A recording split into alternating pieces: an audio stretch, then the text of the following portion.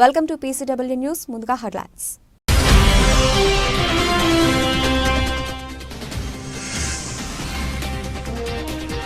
ఇండియాకు వార్నింగ్ ఇచ్చిన ట్రంప్, పన్నుల అంశంలో భారత విధానాన్ని తప్పుపట్టిన అమెరికా నూతన అధ్యక్షుడు.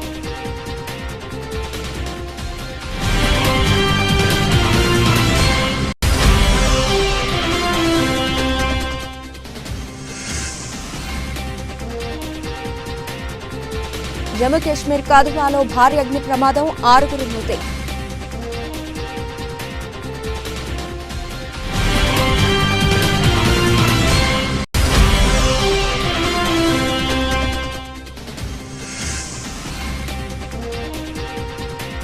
హరీష్ రావు పట్ల పోలీసులు అత్యుత్సాహం, శాసనసభ ప్రవేశ మార్గంలో పేపర్లు లాక్కున్న డీఎస్పీ.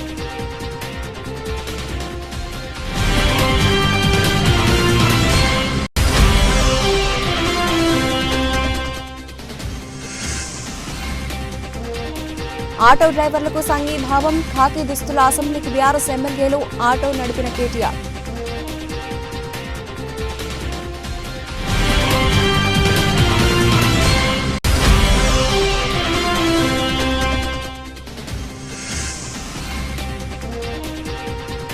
పేర్ని నాని గోడౌన్లో రేషన్ బియ్యం మిస్సింగ్ కేసు, కూటమి సర్కార్ సీరియస్ యాక్షన్.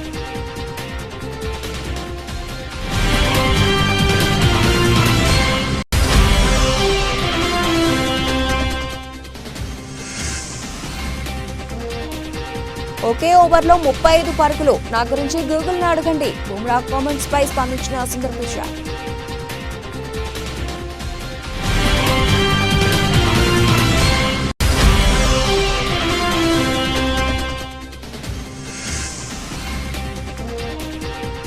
రెండు సినిమాలు ఫ్లాప్, 30 కోట్ల నుంచి 9 కోట్లకు పడిపోయిన హీరో.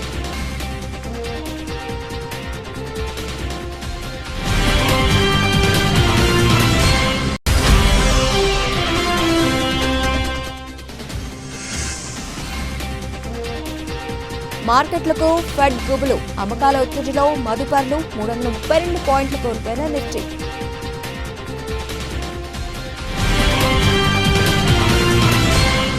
ఇండియాకు వార్నింగ్ ఇచ్చాడు ట్రంప్. కాబోయే అమెరికా అధ్యక్షుడిగా ఎన్నికైన ట్రంప్ పన్నుల అంశంలో భారత విధానాన్ని తప్పుపట్టారు. అమెరికా ఉత్పత్తులపై భారీగా దిగుమతి సుంకాన్ని భారత్ వసూలు చేస్తోందని, దానికి ప్రతీకారంగా మేం కూడా ట్యాక్స్ ను వసూలు చేయనున్నట్లు ట్రంప్ తెలిపారు.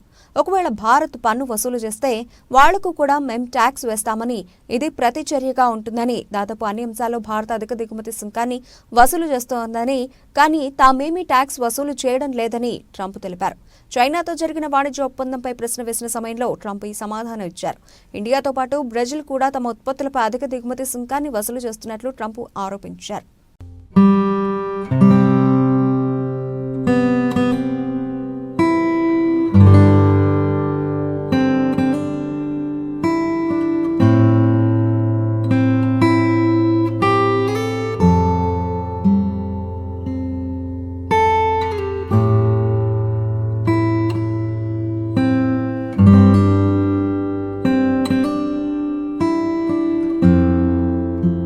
జమ్మూ కాశ్మీర్లోని కథువాలో బుధవారం భారీ అగ్ని ప్రమాదం సంభవించింది. శివనగర్లోని ఓ ఇంట్లో మంటలు చెలరేగడంతో ఇల్లంతా దట్టమైన పొగ వ్యాపించింది. దీంతో ఊపిరాడక 6 మరణించారు. మరో 3 అపస్మారక స్థితిలోకి వెళ్లారు. వారిని చికిత్స నిమిత్తం కథువాలోని జీఎంసీ ఆసుపత్రికి తరలించారు. ప్రస్తుతం వారి పరిస్థితి విషమంగా ఉన్నట్లు తెలుస్తోంది. కాగా అగ్ని ప్రమాదం గురించి తెలియగానే పోలీసులు, అగ్నిమాపక సిబ్బంది ఘటనా స్థలానికి చేరుకుని మంటలు ఆర్పివేసే ప్రయత్నం చేశారు. షార్ట్ సర్క్యూట్ కారణంగానే ఇంటికి మంటలు అంటుకుంటున్నట్లుగా పోలీసులు అనుమానిస్తున్నారు.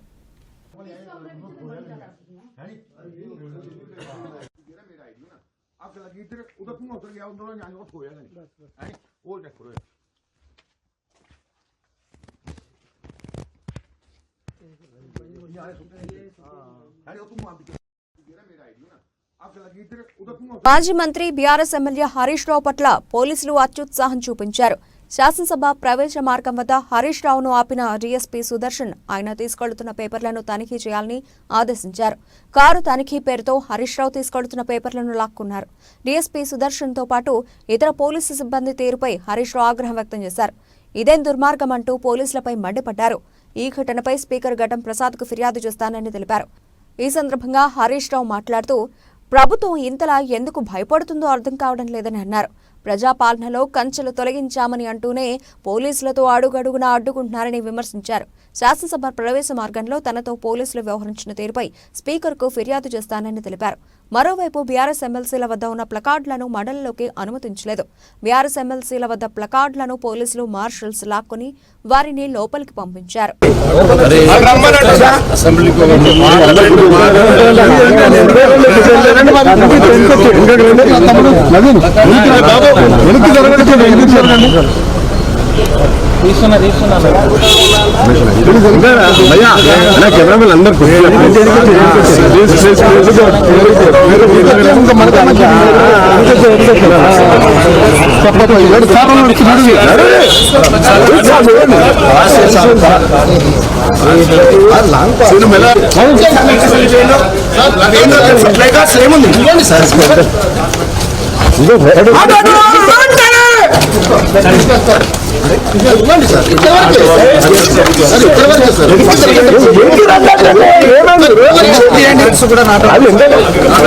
మీకేమైనా హక్కున్నా అండి? ఏముంది ఇన్స్ట్రక్షన్ ఏముంది? అడగండి. ఇన్స్ట్రక్షన్ ఏముంది?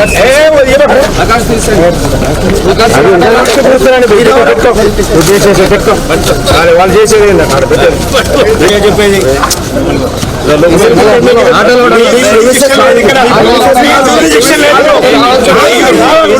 You don't have a jurisdiction here.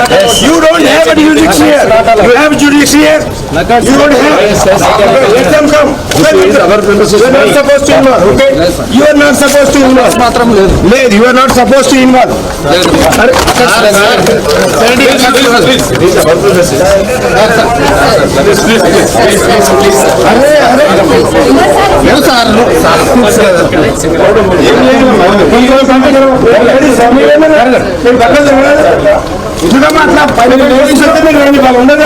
మరోవైపు ఆటో డ్రైవర్లకు బీఆర్ఎస్ ఎమ్మెల్యేలు సంఘీభావం తెలిపారు. ఆటో డ్రైవర్ల సమస్యల పరిష్కారం కోరుతూ ఖాకీ చొక్కాలు ధరించి తెలంగాణ అసెంబ్లీకి బయలుదేరారు. ఆటో కార్మికులను ఆదుకోవాలంటూ ఈ సందర్భంగా బీఆర్ఎస్ ఎమ్మెల్యేలు నినాదాలు చేశారు. కాగా ఈ సందర్భంగా కేటీఆర్ మాట్లాడుతూ ఆటో డ్రైవర్లను ఆదుకోవడంలో ప్రభుత్వం ఎలాంటి చర్యలు తీసుకోవడం లేదని అన్నారు. ఆటో డ్రైవర్లకు ఇచ్చిన హామీలను వెంటనే అమలు చేయాలని డిమాండ్ చేశారు. ఇప్పటి వరకు 93 మంది ఆటో డ్రైవర్లు ఆత్మహత్యలకు పాల్పడ్డారని తెలిపారు. గత అసెంబ్లీ సమావేశాల్లోనే ఆత్మహత్య చేసుకున్న ఆటో డ్రైవర్ల జాబితాను ఇచ్చామని పేర్కొన్నారు.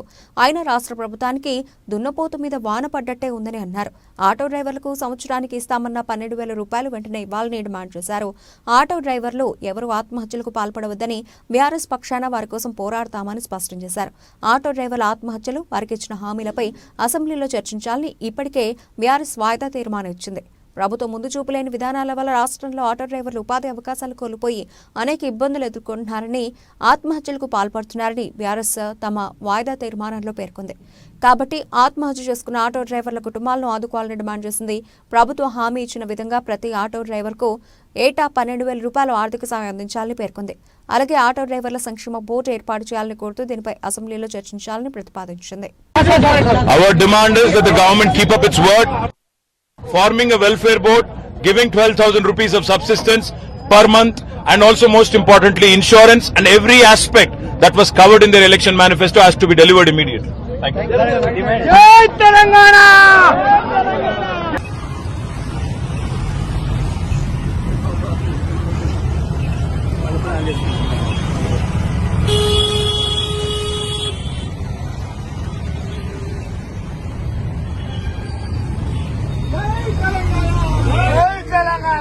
మాజీ మంత్రి పేర్ని నాని కుటుంబం మెడకు రేషన్ బియ్యం వివాదం చుట్టుకుంది. మచిలీపట్నం మండలం పొట్లపాలెంలో నాని సతీమణి పేరుతో ఉన్న గోడౌన్లో బియ్యం మిస్సింగ్ వ్యవహారాన్ని ప్రభుత్వం సీరియస్ గా తీసుకుంది. పేర్ని నాని కుటుంబానికి చెందిన గోడౌన్లో 187 టన్నుల రేషన్ బియ్యం మాయమయ్యాయి. అయితే తమ గోడౌన్లో మాయమైన బియ్యం ధర ఎంతో చెప్తామని కృష్ణా జిల్లా జేసీకి లేఖ రాయడం సంచలనంగా మారింది. డిప్యూటీ సీఎం పవన్ కళ్యాణ్ ఆదేశాలతో గత నెల 28, 29, 30 తేదీల్లో పౌర సరఫరాల శాఖ అధికారులు ఎంఎల్ఎస్ పాయింట్లలో తనిఖీలు చేపట్టగా 187 టన్నుల తేడా ఉన్నట్లుగా గుర్తించారు. ₹1,70,00,000 చెల్లించాలంటూ నోటీసులు పంపారు. దీంతో మాజీ మంత్రి పేర్ని నాని ₹1,00,00,000 డీడీలు తీయించి ఈ నెల 14న జేసీ కార్యాలయంలో అందజేశారు. మరో ₹70,00,000 సోమవారం చెల్లించారు. మొత్తంగా 2 విడతల్లో కలిపి ₹1.7 కోట్ల డీడీలను అధికారులకు అందజేశారు. ఈ వ్యవహారంలో గోడౌన్ ఓనర్గా ఉన్న జయసుధపై క్రిమినల్ కేసు నమోదు చేశారు పోలీసులు. దీంతో పేర్ని సతీమణి జయసుధ తనయుడు కృష్ణమూర్తి అజ్ఞాతంలోకి వెళ్లారు. మచిలీపట్నం జిల్లా కోర్టులో జయసుధ బెయిల్ పిటిషన్ దాఖలు చేశారు. దీని విచారణను ధర్మాసనం తిరిగి 19కి వాయిదా వేసింది. 2 రోజుల తర్వాత పేర్ని నాని అజ్ఞాతం వీడారు.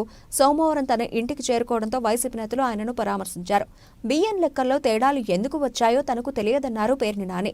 తాము తప్పు చేయలేదు కాబట్టే బియ్యం మాయంపై లేఖ రాశామని పేర్ని నాని చెప్పారు. మరోవైపు పేర్ని జయసుధ పేరుతో రేషన్ నిల్వలో ఉన్న గోడౌన్ను అధికారులు స్వాధీనం చేసుకున్నారు.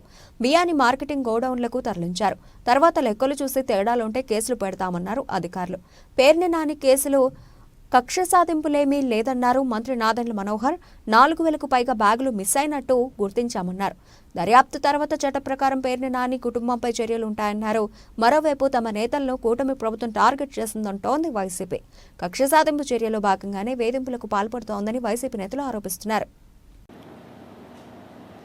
మాకు సడన్గా స్టాక్ కొరత కనపడింది, షార్టేజ్ ఉంది మా స్టాక్లో.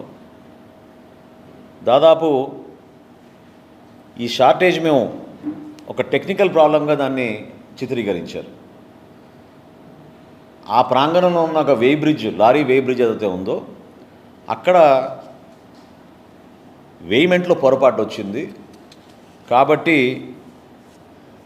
మేము 3,000 సుమారు బ్యాగ్స్ మేము షార్టేజ్ మాకు కనపడుతుంది. దీన్ని మేము బాధ్యత తీసుకుని ప్రభుత్వం ఏ నిర్ణయిస్తే అది దాన్ని బట్టి మేము తిరిగి చెల్లిస్తామని చెప్పి 27వ తారీఖున జయసుధ గారు లెటర్ రాశారు. Joint collector Krishna district. అయితే గోడౌన్లో స్టాక్స్ ఎంత ఉంది, ఏ విధంగా దీనిపైన మేము సమాచారం తెప్పించుకోవాలనే దానిపైన జాయింట్ కలెక్టర్ గారు వాళ్ళ దగ్గర ఉన్న స్టాక్ రిజిస్టర్స్ని బట్టి, బుక్ బ్యాలెన్స్ని బట్టి ఒక ప్రిలిమినరీ రిపోర్టు మా సివిల్ సప్లైస్ కార్పొరేషన్ ఆఫీస్కి డిసెంబర్ 4వ తారీఖున పంపించడం జరిగింది. అందులో ప్రిలిమినరీగా 185 మెట్రిక్ టన్నులు అంటే సుమారు 3,708 బ్యాగ్స్ బియ్య బస్తాలు షార్టేజ్ వచ్చిందనేది ఒక ప్రిలిమినరీ రిపోర్టుగా వాళ్ళు నిర్ధారించి పంపించారు. సివిల్ సప్లైస్ కార్పొరేషన్ ఎండీ గారు ఇమీడియట్గా 10వ తారీఖున ఇది మిస్అప్రాపరేషన్ జరిగింది కాబట్టి గైడ్లైన్స్ ప్రకారంగా డబుల్ ద పెనాల్టీ వేయాలి, ఇమీడియట్గా ఈ గోడౌన్ని బ్లాక్ లిస్ట్ చేద్దాం, అదేవిధంగా వీళ్ళపైన క్రిమినల్ చర్యలు తీసుకోమని పోలీసులకి ఎఫ్ఐఆర్ కూడా రిజిస్టర్ చేసేటట్టు కంప్లైంట్ ఫైల్ చేయమని ఆయన ఆ రోజు ఆదేశాలు జారీ చేయడం జరిగింది. ఇది డిసెంబర్ 10వ తారీఖున. ఈ రోజుకి అక్కడ ఉన్న స్టాక్ అంతా కూడా దాదాపు 4,093 బస్తాలు అక్కడి నుంచి మేము mandal level stacking points, MLS points అంటారు, ఈ మండల్ లెవెల్ స్టాకింగ్ పాయింట్స్కి షిఫ్ట్ చేయడం జరిగింది. ఎందుకంటే వీటిని భద్రపరచాలి, వీటిని రేపటి రోజున మళ్ళీ ఈ ప్రజా పంపిణీ వ్యవస్థలో మేము ఈ బియ్యాన్ని ప్రజలకు అందించాల్సిన బాధ్యత మా పైన ఉంటుంది. కాబట్టి 4,093 బస్తాల్ని MLS పాయింట్కి మేము వాటిని ట్రాన్స్పోర్ట్ చేసాం. ఇది మొత్తం పంచనామా చేసిన తర్వాత వీడియో రికార్డింగ్తో సహా ఈ కార్యక్రమాన్ని చేసాం. అయితే ఆశ్చర్యకరమైన విషయం ఏంటంటే వీళ్ళు ఇచ్చిన ఈ లెటర్లో టెక్నికల్ గ్రౌండ్స్ వలన ఏదైతే పక్కన ఉన్న వేయింగ్ మెషిన్ లారీ వే బ్రిడ్జ్ ఏదైతే ఉందో దాంట్లో టెక్నికల్ ప్రాబ్లం వలన మాకు స్టాక్లో కొరత వచ్చింది, ఇబ్బంది వచ్చింది, అందుకనే మేము ఆ బాధ్యత మేమే తీసుకుంటున్నాం అని వీళ్ళు చెప్పారు. మేడ్చల్ మల్కాజ్గిరి జిల్లా గట్కేసర్ సోషల్ మీడియాలో పబ్లిసిటీ స్టంట్లకు అడ్డు అదుపు లేకుండా పోతోంది. సిటీ శివారు ప్రాంతాల్లో మనీ హాంటింగ్ పేరుతో పిచ్చి పీక్స్కు చేరుతోంది. తాజాగా ORR పై 9వ ఎగ్జిట్ వద్ద ఓ వ్యక్తి నిలబడి తన చేతుల్లో ఉన్న 20,000 రూపాయల నోట్ల కట్టను చెట్ల పొదల్లో పడేశాడు. ఎవరైనా వచ్చి ఆ పైసలు తీసుకోవాలని ఆఫర్ చేశాడు. ఈ వీడియో సోషల్ మీడియాలో వైరల్ కావడంతో అధిక స్పీడ్ లిమిట్ ఉన్న రోడ్డుపై ఈ పిచ్చి చేష్టలు ఏంటని నెటిజన్లు ఫైర్ అవుతున్నారు. మరోవైపు ఈ విషయం తమ దృష్టికి రావడంతో కేసు నమోదు చేసి దర్యాప్తు చేస్తున్నట్లు ఘట్కేసర్ SHO పరశురామ్ తెలిపారు. ఇప్పుడైతే మనము హైదరాబాద్ OR సీట్ నంబర్ 9 దగ్గర అయితే ఉన్నాం అనమాట. సో మీకోసం మనీ హంటింగ్ ఛాలెంజ్. నేనైతే ఇందులో నుంచి ఒక 20,000 రూపాయలు అయితే మనీ హంటింగ్ చేస్తున్నా. సో ఎవరైనా తీసుకోవాలనుకుంటే కనుక ORR మనకి ఎగ్జిట్ నంబర్ 9 దగ్గర ఉంది. మీకోసమే అక్కడ 20,000 అయితే చేసిన. All the best. ఎవరు తీసుకుంటారో తీసుకోండి. Bye bye. నకరేకల్ మండల కేంద్రమైన నకరేకల్లో సంచలనం రేపిన జంట హత్యల కేసులో నిందితులను సత్తెనపల్లి DSP M హనుమంతరావు మంగళవారం జరిగిన మీడియా ముందు ప్రవేశపెట్టారు. ఆయన మాట్లాడుతూ నకరేకల్ గ్రామం యానాది కాలనీకి చెందిన తలపల కృష్ణవేణి తండ్రి టీచర్గా పనిచేస్తూ ఈ సంవత్సరం జనవరి 4వ తేదీన మరణించాడు. తండ్రి తాలూకా ప్రభుత్వం నుంచి వచ్చే ప్రయోజనాల కోసం సోదరులతో గొడవలు జరిగాయని పెద్దల సమక్షంలో సయోధ్యకు ప్రయత్నించినా కుదరకపోవడంతో సోదరులను అడ్డు తొలగించుకుంటే డబ్బులు మరియు ఉద్యోగం తనకే వస్తాయని కృష్ణవేణి ఆలోచన చేసినట్లు విచారణలో తెలిసిందని ఆయన తెలిపారు. ఈ విషయం ప్రియుడు దానయ్య, కృష్ణవేణి ఇద్దరు మాట్లాడుకుని అన్నదమ్ములను చంపాలని నిర్ణయించుకున్నారని, సదరు హత్యకు అవసరమయ్యే డబ్బులు మరియు మోటార్ సైకిల్ ఇస్తానని దానయ్య చెప్పగా గత నెల 26వ తారీఖున నకరేకల్కు చెందిన ఇద్దరు మైనర్ యువకులతో కలిసి తమ్ముడు దుర్గా రామకృష్ణను చంపితే 10,000 రూపాయలు ఇస్తానని బేరం కుదుర్చుకొని అదే రోజు రాత్రి 10:30 సమయంలో వాళ్ల ఇంటి వద్దనే తమ్ముడికి మద్యం తాగించి చున్నీతో గొంతు బిగించి చంపినట్లు ఆయన తెలిపారు. ఈ మీడియా సమావేశంలో Sattenapalli rural CI MV Subbarao, నకరేకల్లో SI CH సురేష్ మరియు సిబ్బంది పాల్గొన్నారు. సత్తెనపల్లి సబ్ డివిజన్, పల్నాడు జిల్లా. ఈరోజు ఈ నకరేకల్ పోలీస్ స్టేషన్ పరిధిలో ఒక సెన్సేషన్ మర్డర్ జరిగింది. దీనికి సంబంధించి అంటే డబుల్ మర్డరు. అయితే ఇది ఒక అక్క అంటే సొంత అక్కే అన్నని తమ్ముడిని చంపడం జరిగింది. చంపడానికి కారణం మేము ఇప్పటి వరకు ఇన్వెస్టిగేషన్ చేసిన దాని ప్రకారం ఎస్టాబ్లిష్ అయింది ఏంటంటే, ఈ అక్యూజ్డ్ అండ్ డిసీజ్డ్ యొక్క నాన్న టీచర్గా పనిచేస్తూ రీసెంట్గా జనవరిలో చనిపోవడం జరిగింది. చనిపోయిన తర్వాత జనరల్గా వీళ్ళకి ఆశ కలిగింది రిటైర్మెంట్, అదే డెత్ బెనిఫిట్స్, చనిపోయిన తర్వాత గవర్నమెంట్ ఎంప్లాయీకి వచ్చే బెనిఫిట్స్ సుమారు ఒక 60-70 లక్షల వరకు ఉన్నాయి అనేటువంటి ఆలోచన వాళ్ళకి వచ్చి దాని మీద ఒకరికొకరు డిస్కస్ చేసుకొని పంచుకుందాం అని అడిగే క్రమంలో EMI నాకు కూడా ఇవ్వండి షేరు, EMI కూడా భర్త వదిలేసి ఉంది, సో నాకు ఇవ్వమని అన్న క్రమంలో EMIకి మేము ఇవ్వము, నీకు ఇచ్చే సమస్య లేదు, నీకెందుకు ఇస్తాము, మేమిద్దరమే పంచుకుంటాము అన్న క్రమంలో గొడవలు స్టార్ట్ అయ్యి చివరికి వీళ్ళు ఒకరికొకరు EMIని వాళ్ళిద్దరు కలిసి చంపడానికి ప్రయత్నం జరిగే క్రమంలో EMIకి ఆ విషయం మళ్ళీ వాళ్ళ తమ్ముడే బైనేమ్ దుర్గా, అతను అక్క నేను ఇలాగైనా వేసేస్తాము అన్న, నేను కలిసి వేయాలనుకున్నాను. ఒకరోజు ముందు దాగి చెప్పిన దాని మీద ఈ EMIకి ఆలోచన కలిగి EMI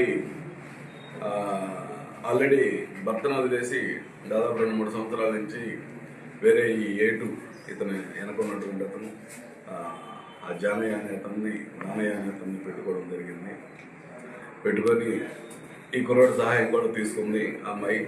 వీళ్ళిద్దరికి కూడా డిస్కషన్ జరిగితే ఈ యాక్చువల్గా ఇతను నీకు రావయ్యి ఎందుకు అంటే, లేదు ఎట్టి బస్సులో నేను తీసుకోవాలి, వాళ్ళని చంపైనా తీసుకుంటాను, నువ్వు అడ్డం రావద్దు, నువ్వు నాకు సహాయం చేయించాలని చెప్పి వీళ్ళిద్దరు మంచిగా ఒక వడంబడికి జరిగింది. దాని ప్రకారం EMI ఎలాగో నన్ను చంపేస్తారు కదా, ఇంక వీళ్ళని చంపేయాలని మనసులో పెట్టుకొని పోయిన నెల 26వ తారీఖు నాడు వాళ్ళ తమ్ముడిని బాగా తాపించి ఈ యొక్క గోరంలో పోయే కాలంలో మెడకి చున్నీ వేసి లాగేసి, ఎవరితో లాగిందంటే ఈ అబ్బాయి ఇంకొక ఇద్దరు మైనర్స్ ఉన్నారు పిల్లలు. ఆ పిల్లల సహాయం తీసుకొని చెరువు పక్క గట్టిగా లాగేసి చంపేసిన తర్వాత ఎలా తీసుకెళ్ళాలి అంటే ఆ కాలువలో వేయడానికి వీళ్ళు చంపిన దానికి 1 కిలోమీటర్ 2 కిలోమీటర్ దూరం ఉంది. ఎలా తీసుకెళ్ళాలనే దాని మీద ఈ అమ్మాయి ఉంచుకున్నటువంటి వ్యక్తి దానయ్య బండి ఉంది, మోటార్ సైకిల్. దానయ్యకి ఫోన్ చేసి, దానయ్య మోటార్ సైకిల్ కావాలంటే నీకు ఈ టైంలో అవసరం అంటే పంపించానంటే అతను తీసుకొని బండి ఇచ్చి బండి మీద తీసుకెళ్లి కాలువలో పడేసి వచ్చేసారు. అది ఏమైందంటే ఆ కాలువలో వేసినటువంటి బాడీ కొంచెం దూరం ప్రయాణించిన తర్వాత అక్కడ బాగా జమ్ము అది బాగా పట్టుంది, చాలా ఎక్కువ పట్టుంది.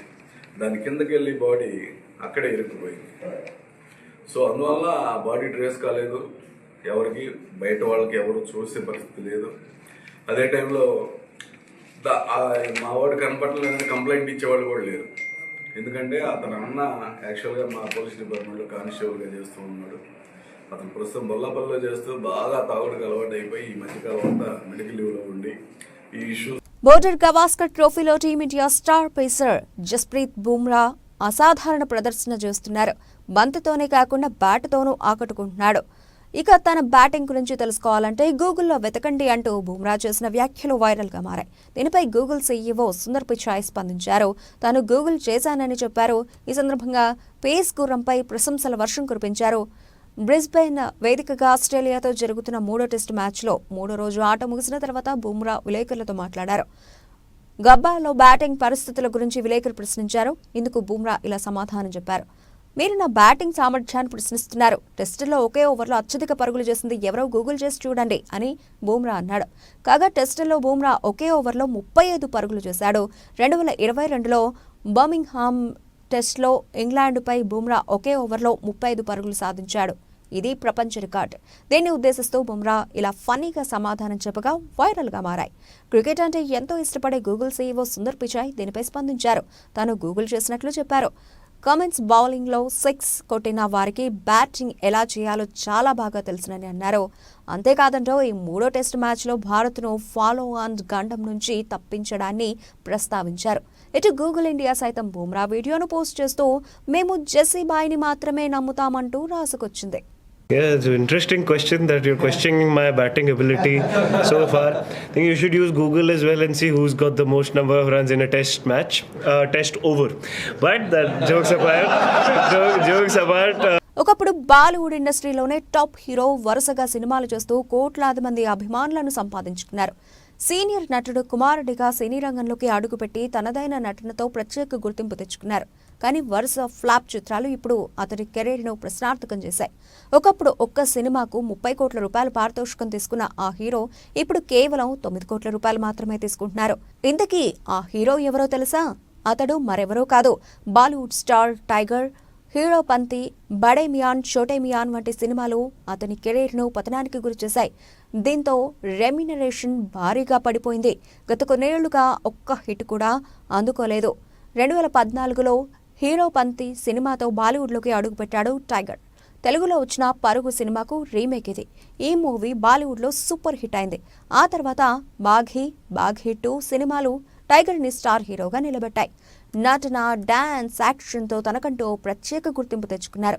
కానీ గత 2-3 ఏళ్లుగా టైగర్ నటించిన హీరో పంతి 2, గణపత్, బడే మియాన్, చోటే మియాన్, సింగం అగైన్ సినిమాలు బాక్సాఫీస్ వద్ద బోల్తా పడ్డాయి. దీంతో టైగర్ కెరీర్ గ్రాఫ్ పడిపోయింది. దీంతో ఇటు టైగర్ రెమ్యునరేషన్ సైతం పడిపోయింది. ఒకప్పుడు ఒక్క సినిమాకు 30 కోట్ల రూపాయల పారితోషికం తీసుకున్న టైగర్ ష్రాఫ్ ఇప్పుడు కేవలం 9 కోట్ల రూపాయల పారితోషికం తీసుకుంటున్నాడని బాలీవుడ్ ఇండస్ట్రీలో టాక్ వినిపిస్తోంది. టైగర్ ష్రాఫ్ ప్రస్తుతం బాఘీ 4 సినిమా షూటింగ్లో బిజీగా ఉన్నారు.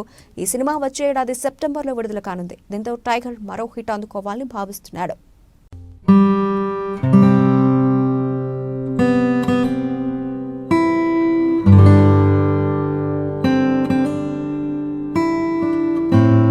దేశీయ స్టాక్ మార్కెట్లు మళ్లీ వరుస నష్టాల్లోకి జారుకున్నాయి. అమెరికా ఫెడరల్ రిజర్వ్ బ్యాంక్ ద్రవ్య సమీక్ష నేపథ్యంలో మదుపర్లు ఆచితూచి స్పందిస్తున్నారు. అయితే మెజారిటీ ఇన్వెస్టర్లు లాభాల స్వీకరణ వైపే మొగ్గు చూపుతున్నారు. దీంతో మంగళవారం సూచీలకు భారీ నష్టాలు తప్పలేదు. బాంబే స్టాక్ ఎక్స్చేంజ్ ప్రధాన సూచీ సెన్సెక్స్ 1064.12 పాయింట్లు లేదా 1.30% క్షీణించి 81,000 మార్కుకు దిగువన 80,684.45 వద్ద స్థిరపడింది. ఒకానొక దశలోనైతే 1,136.37 పాయింట్లు పతనమైంది. ఇక నేషనల్ స్టాక్ ఎక్స్చేంజ్ సూచీ నిఫ్టీ 332.25 పాయింట్లు లేదా 1.35% పడిపోయి 24,336 వద్ద నిలిచింది. సోమవారం కూడా సెన్సెక్స్ 384.55 పాయింట్లు, నిఫ్టీ 100.05 పాయింట్లు దిగజారిన విషయం తెలిసిందే. క్రయ విక్రయాల నడుమ మదుపర్లు ఊగిసలాటకు లోనయ్యారు. దీని వెనుకున్న కారణాలను విశ్లేషిస్తే America federal reserve bank, bank of Japan, bank of ఇంగ్లాండ్లు ద్రవ్య సమీక్షలు చేసి వడ్డీ రేట్లపై నిర్ణయాలను ప్రకటించబోతున్నాయి. దీంతో స్టాక్, బాండ్ మార్కెట్లతో పాటు పెట్టుబడి తీరుతెన్నులు ప్రభావితం కానున్నాయి. గతంలో వడ్డీ రేట్లను తగ్గించినప్పటికీ ద్రవ్యోల్బణం అదుపే లక్ష్యంగా ఇకపై వడ్డీ రేట్లను ఫెడ్ రిజర్వ్ పెంచవచ్చన్న అంచనాలు మదుపర్లను భయపెడుతున్నాయి. కాగా జపాన్, ఇంగ్లాండ్ బ్యాంకులు ఇప్పుడున్న వడ్డీ రేట్లను కొనసాగించే వీలుంటుందన్నారు. మరోవైపు భారతీయ క్యాపిటల్ మార్కెట్ల నుంచి విదేశీ సంస్థాగత మదుపర్లు అదే పనిగా పెట్టుబడులను వెనక్కి తీసుకుంటుండడం, అంతర్జాతీయంగా మెజారిటీ స్టాక్ మార్కెట్లు నష్టాల్లోనే కదలాడడం కూడా దెబ్బతీసింది. ఉదయం ఆరంభం నుంచే మార్కెట్లు నష్టాల్లో కదలాడాయి. రిలయన్స్ ఇండస్ట్రీస్, హెచ్డిఎఫ్సి వంటి ప్రధాన షేర్లు అమ్మకాల ఒత్తిడికి గురయ్యాయి. టెలికాం సూచీ అత్యధికంగా 2.18% పడిపోయింది.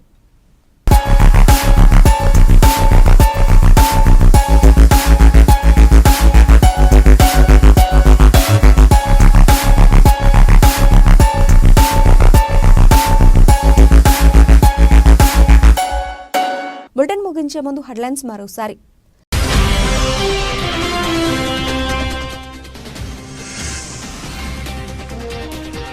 ఇండియాకు వార్నింగ్ ఇచ్చిన ట్రంప్, పన్నుల అంశంలో భారత విధానాన్ని తప్పుపట్టిన అమెరికా నూతన అధ్యక్షుడు.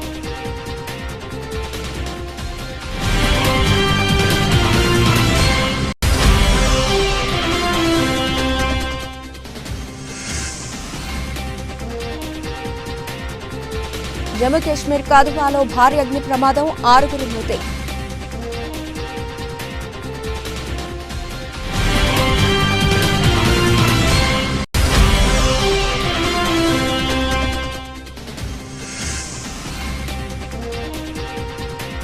హరీష్ రావు పట్ల పోలీసులు అత్యుత్సాహం, శాసనసభ ప్రవేశ మార్గంలో పేపర్లు లాక్కున్న డీఎస్పీ.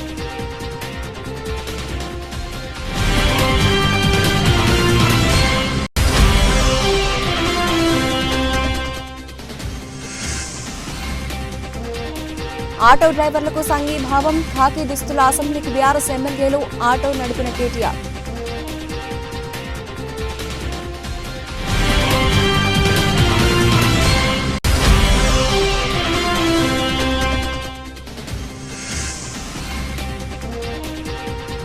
పేర్ని నాని గోడౌన్లో రేషన్ బియ్యం మిస్సింగ్ కేసు, కూటమి సర్కార్ సీరియస్ యాక్షన్.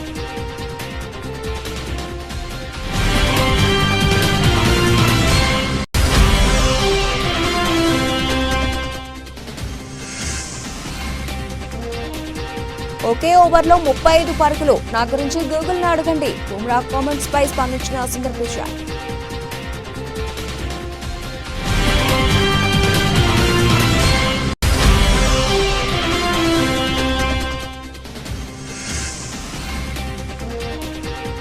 రెండు సినిమాలు ఫ్లాప్, 30 కోట్ల నుంచి 9 కోట్లకు పడిపోయిన హీరో.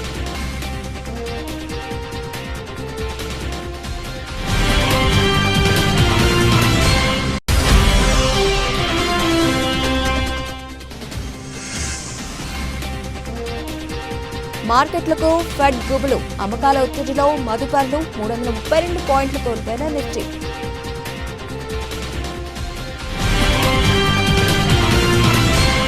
ఇవి ఇప్పటివరకు నబిల్చిన అప్డేట్స్. మరిన్ని అప్డేట్స్తో మళ్ళీ కలుద్దాం. అంతవరకు సెలవు, నమస్తే.